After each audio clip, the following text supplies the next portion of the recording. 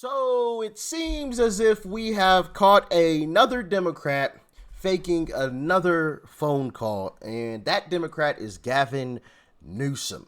Yeah, he's been caught faking it, lying about talking to someone that he isn't actually talking to. But that seems to be a Democrat. That seems to be in the Democrat playbook. Do you guys remember when Kamala did this? Check it out. How you doing? Have you voted already? You did? Thank you.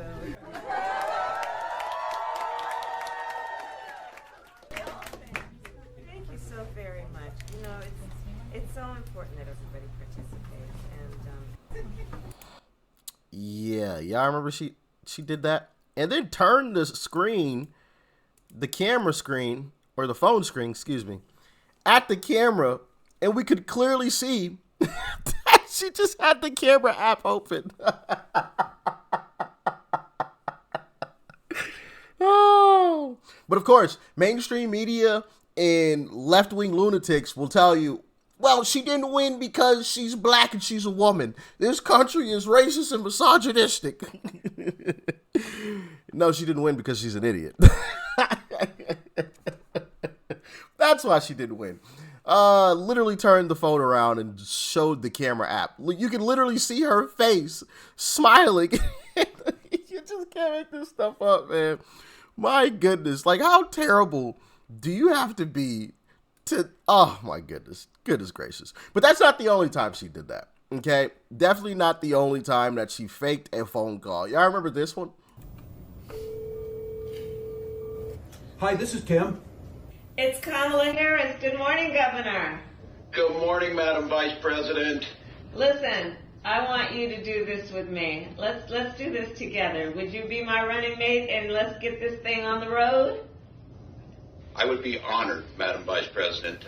The joy that you're bringing back to the country, the enthusiasm that's out there, it'll be a privilege to take this with you across the country. Kind of interesting how they both just so happen to have a camera set up in front of them while they answer the phone. You know, just a random phone call, got a camera set up, you know, just in case something crazy happens. But we all do that, of course. We all set up a camera whenever we see our phone ringing and record ourselves, just in case, you know, it's the vice president calling us. Come on now.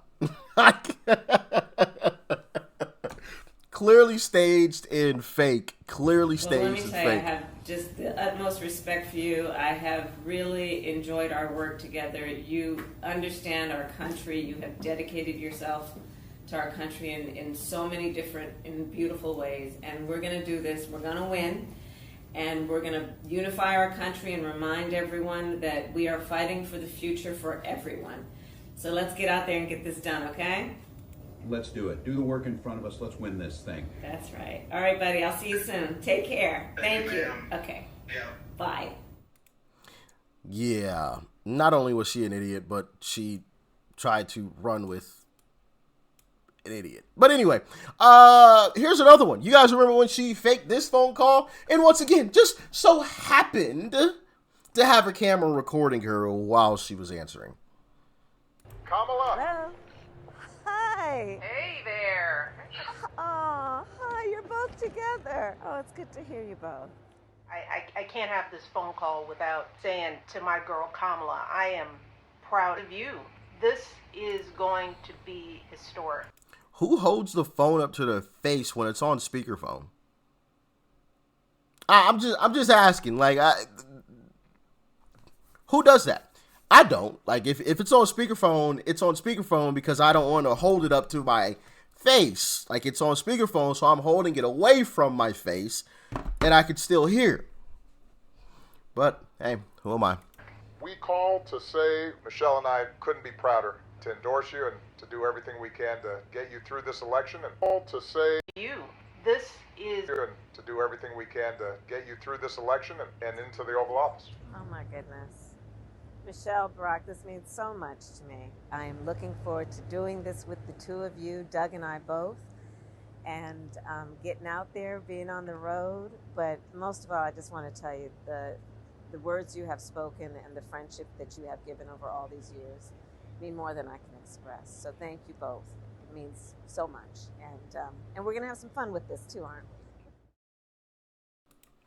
we? Yeah, I bet you had a lot of fun. Bet you had a lot of fun blowing through $2 billion. Goodness gracious, how in the world do you pull that off?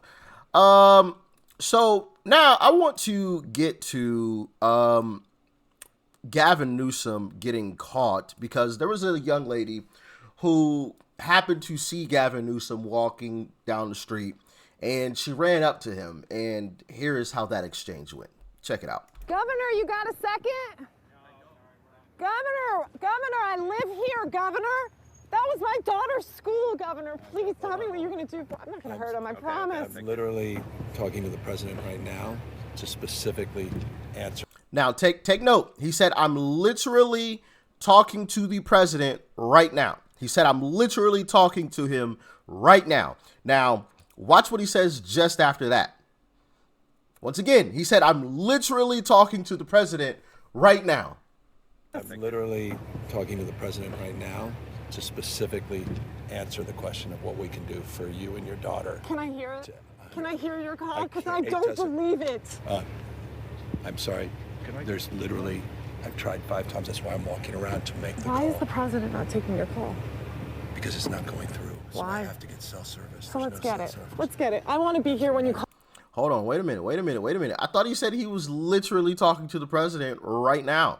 So he wasn't talking to the president right now. And she caught him in a lie. She was like, well, let me hear. And he was like, well, see, I don't have phone. I don't have a signal. So that's why I'm walking around. Why would you be walking around to try to find a signal when you could drive around a lot faster? If you don't have a signal there, walking isn't going to get you a signal. I'm just saying. Going to a completely different area might, away from the fire and the flames, maybe. Yeah.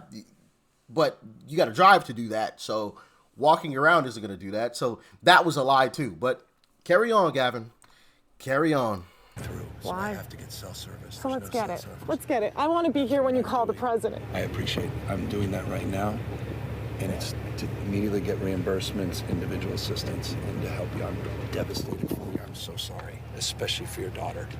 I have 4 kids. Losing the school. Everyone who went to school there, they lost their homes. They lost 2 homes because they were living in one and building another. Governor, please tell me, what are you going to do with the president right now? We're getting the resources to help rebuild. Why was there no water in the hydrants, Governor? That's all literally. Is it going to be different next time? It has to be. Has to be. Of course. What are you going to do? I'm doing to everything fill the hydrants. I would fill them up personally. You know that. I literally have. I would fill up the hydrants myself. I understand. But would you do that?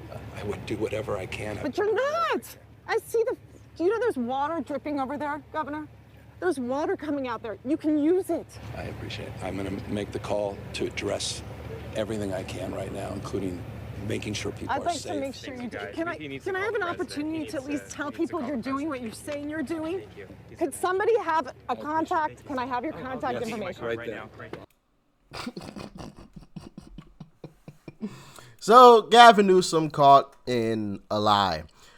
Just utter incompetence, man. Utter incompetence. But, of course, mainstream media is going to run cover for him because he's a Democrat. Now, had this had been a Republican who had this type of terrible. I mean, listen, Trump had been warning about this like for a while now. And in yesterday's video, I showed a few of those clips. If you haven't checked out that video, definitely go and check it out from yesterday. But,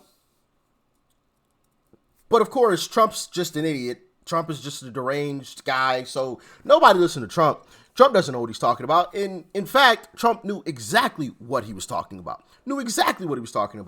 They had the water in order to keep everything good, but instead of doing that, Gavin Newsom and Democrats in California would rather save an indigenous fish than save American lives. They care more about a fish, a little fish, than saving American lives. Instead of having the water diverted down towards Southern California, they diverted it out to the ocean instead. So they had the water. And this is also the thing. It's very well known that California is going to have wildfires. They have wildfires every single year. We're going to be having this conversation next year. We're going to be having this same exact conversation next year. Well, later this year, right? And next year and the year after that too. We're going to be having the same conversation. We have these same conversations every single year about the wildfires in California. So if you know that the wildfires are coming, why haven't you done anything about it? But of course, you're not allowed to criticize Democrats. You're only allowed to criticize Republicans. And Ron DeSantis perfectly called that out. Check it out. Is it appropriate for people in your industry to try to create division and to try to create narratives anytime these things happen? Now, you're not as interested in doing that because Newsom is a D. If Newsom was a Republican, you guys would you would have him nailed to the wall for what they're doing over there. And I know we've dealt with it. We just assume in Florida, anytime something happens, it's going to be politicized by the media. So you guys sitting in judgment of Donald Trump, I mean, excuse me, I think your track record of politicizing these things is very, very bad. Okay, last question. Newsom should resign and that the wildfires are all his fault. So do you agree with those comments? I remember when we had the Surfside Tower collapse, I had people from the Washington Post trying to blame me for it immediately without having any facts or anything. Oh, he didn't declare a state of emergency. First of all, state of emergency doesn't mean you can't respond. It's all that. Excuse me? Biden did it. I think that's what you said. Well, but what I'm telling you is you guys are trying to make an issue of it when I have watched from this seat. In fact, when I got elected governor, I was meeting with some of the other Republican governors, and what they would say is, hey, if you have a natural disaster, just know media's coming at you, they're going to do it. It's not the same. That mayor of L.A., if that were a Republican mayor, I could only imagine what that would do. I mean, you know the fires are at high risk, and you try to go to Africa or wherever she was to go on some type of voyage. You should have been there preparing and doing that, and yet I don't see a lot of heat being directed in that thing. And so, I'd like to see some balance on how this is done. You could criticize the president-elect, but I think you also have to hold these other people accountable, and I have not seen that. So yeah, he's 1,000% correct. They don't have the same smoke for Democrats that they try to give to Republicans. They blame everybody else except for themselves. Every single time. Every single time. It's somebody else's fault. And when Republicans start pointing the finger at them, oh no, we shouldn't politicize this. We shouldn't politicize this. But every time there's a mass shooting, right?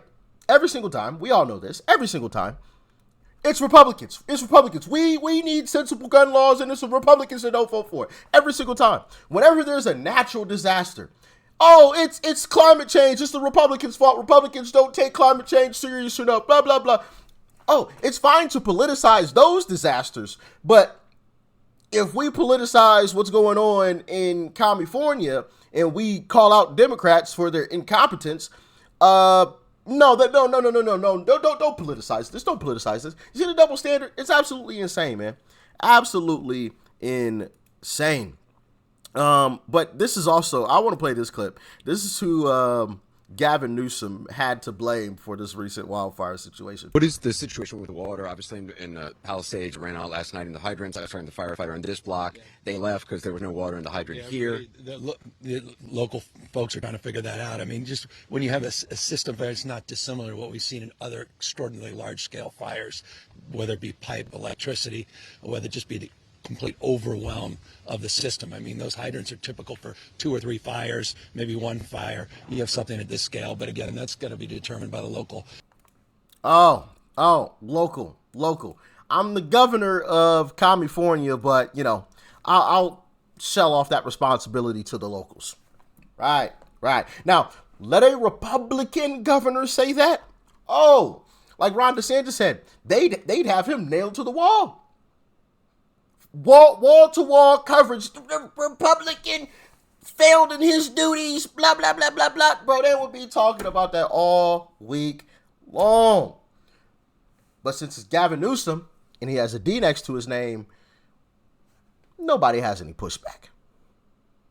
I mean, you literally watch Anderson Cooper just stand there in front of him and not say anything, no pushback at all. Like, wait, you're the governor of the state, though. Why are you just putting it off on local officials? I mean, yes, they have responsibilities too, but you're the governor. Do something. and like I said earlier, this is the thing. It's California. You know you're going to have wildfires. Why haven't you done something to fix it?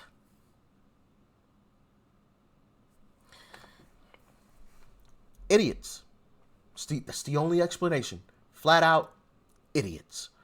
Anyway, y'all let me know your thoughts and your opinions on this. Peace and love. I'm out.